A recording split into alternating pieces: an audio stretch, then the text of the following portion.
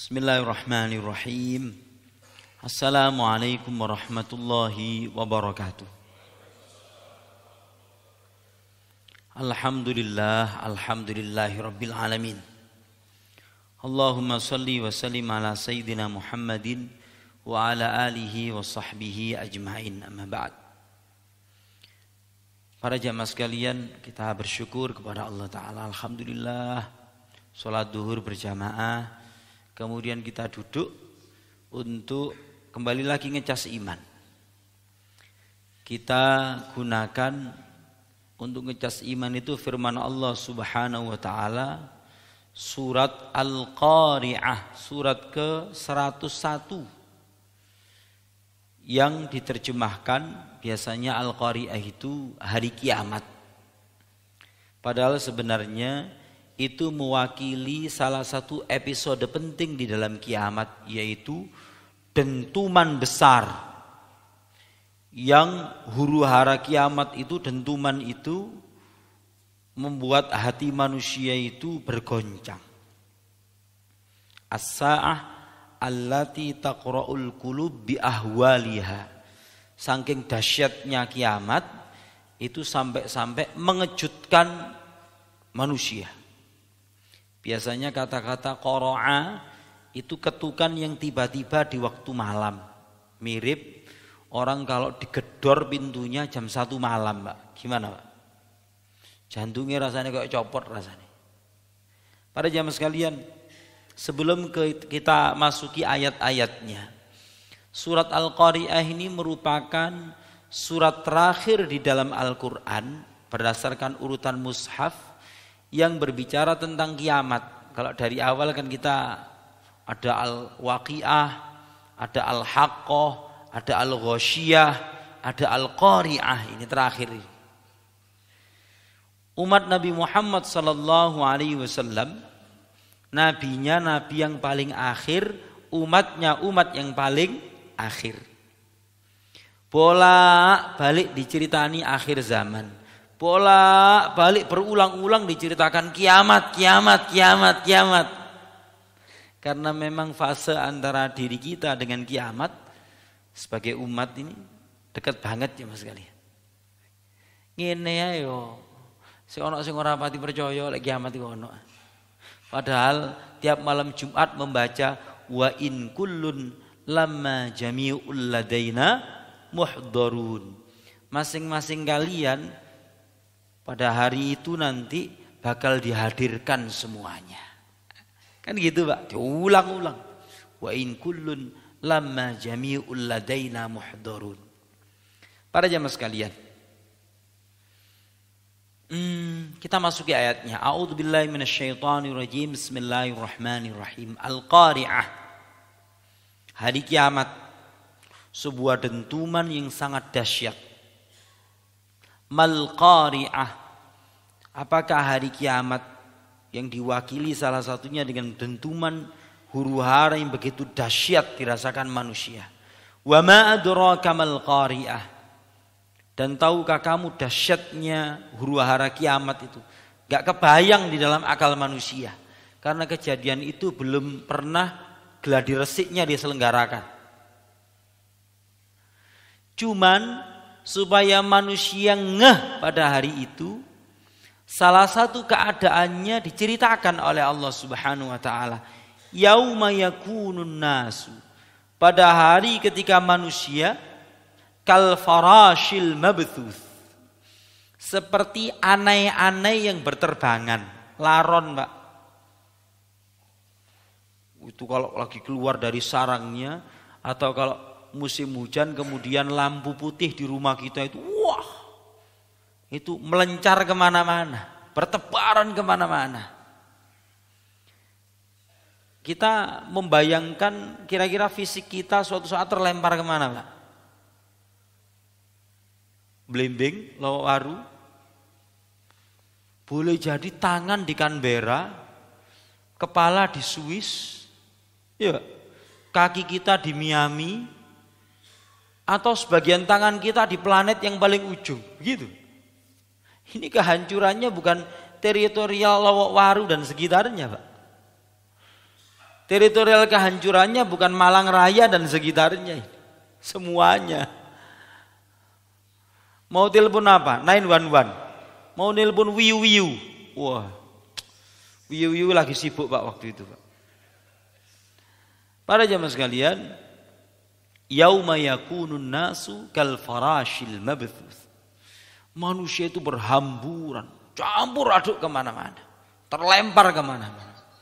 Wa takunul jibalu, dan pada hari itu gunung-gunung kal ihnil manfush, seperti bulu yang berhamburan, cuman bulunya ini warna-warni.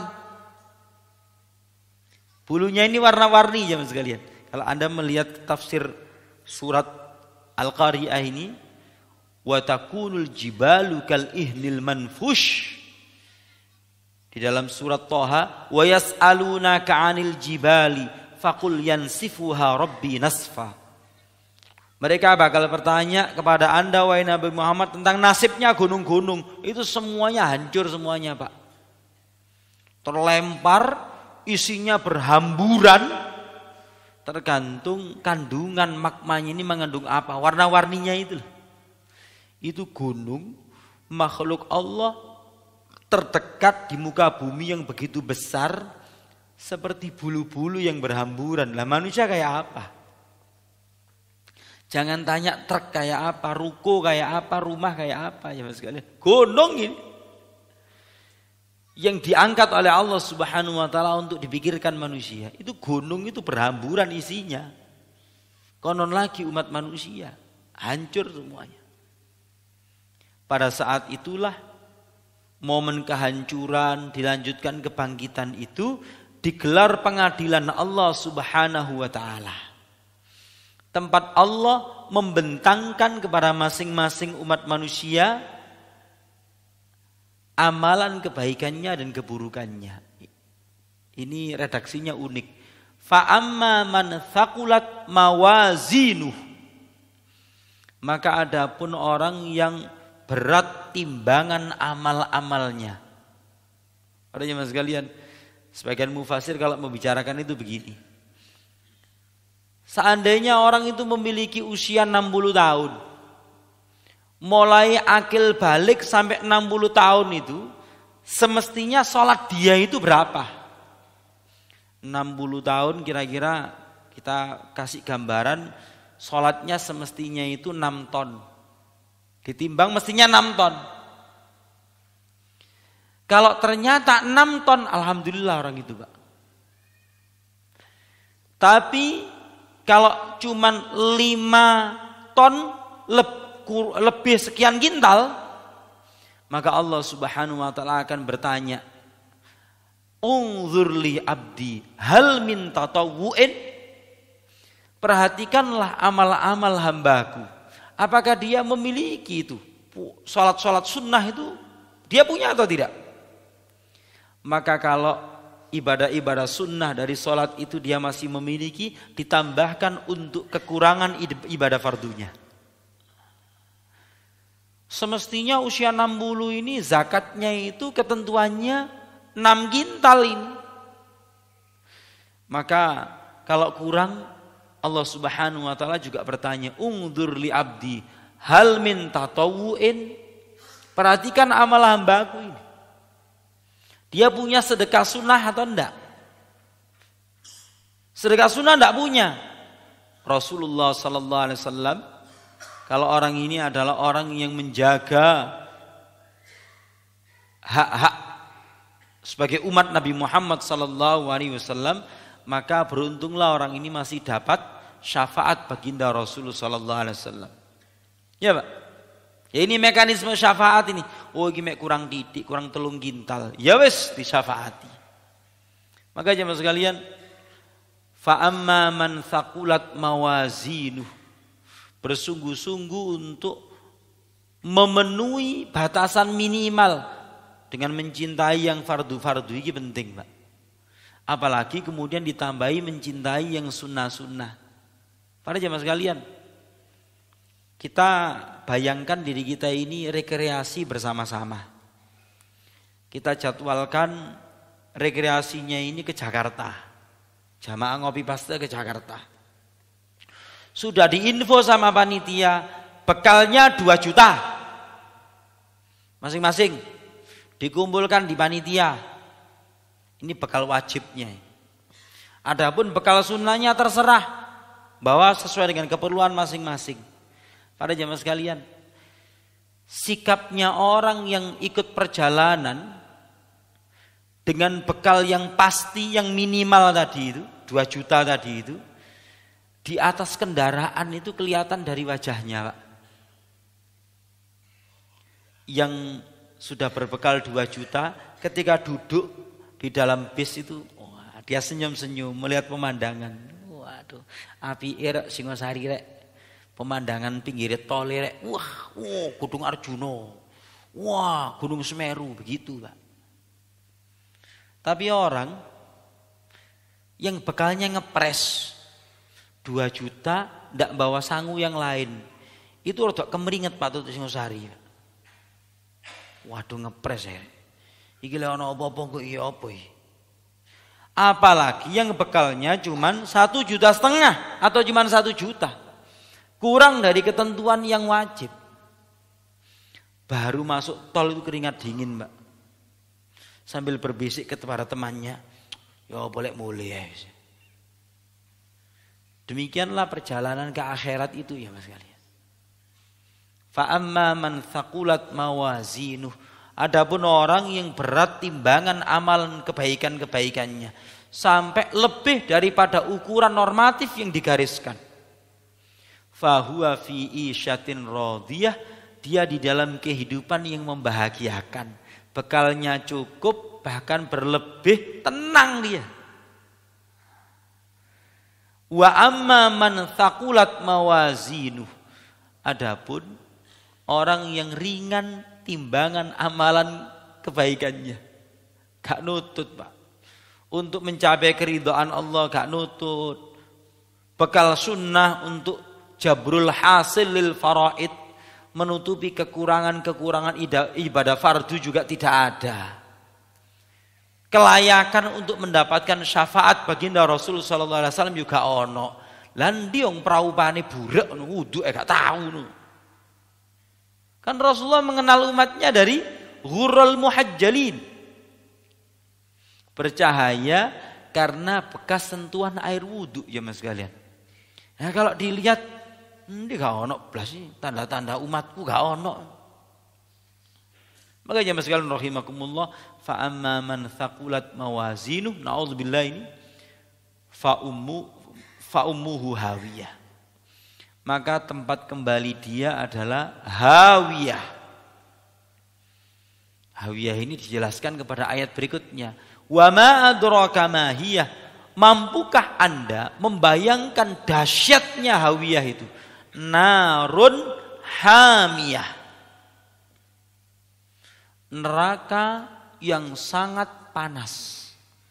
Kalau Profesor Muhammad Ali As-Sobuni, saya baca dalam Safwatut Tafasir itu, neraka Allah yang sangat panas itu mekanismenya begini Pak. 1000 tahun dinyalakan, dibakar sampai berwarna merah. 1000 tahun lagi dipanaskan sampai berwarna putih. 1000 tahun lagi dipanaskan neraka ini sampai berwarna hitam kelam. Ini bahasa yang digunakan di dalam hadis itu. Baiklah. Para jamaah sekalian rahimakumullah. Tidak usah sampai 1000 tahun. Nanti beli korek di Indomaret. Dicoba Pak. 5 detik itu diconyok carane apa? Rasane. Ya mas kalian rahimakumullah, kita sudah pontang-panting 5 detik diconyok sama api itu, sama korek itu. Tidak perlu 1000 tahun, 2000 tahun, 3000 tahun neraka itu. Sudah. Jangan bercita-cita mampir ke sana. Dan surat ini begitu simpel. Memberikan kesadaran kepada umat akhir zaman. Kalau Anda kepingin tenang, maka bikinlah bekal yang sebanyak-banyaknya. Thaqulat mawazinuh. Bukan hanya mencukupkan dengan yang fardu-fardu, tapi cintailah yang sunnah-sunnah. Yang muhsinin. seneng berbuat kebaikan-kebaikan. Ya mas sekalian rahimakumullah, sahabat Ali bin Abi Thalib radhiyallahu taala anhu mengatakan, sekarang itu adalah amalan, besok itu hisab. Besok itu yaumul hisab, tidak ada lagi saat-saat untuk beramal. Keputusannya kapan, Pak? Sekarang. Apakah nunggu umur 41? Lek moro koyo sing artis wingi iku, tang bolo terus moro teng, mari wis. Gimana? Jangan menunda berbuat baik, menunggu usia purna tugas pensiunan, karena tidak semua orang bisa mencapai usia pensiun. Aku lu qauli hadza, wassalamualaikum warahmatullahi wabarakatuh. Kita sholat sunnah aja mas sekalian.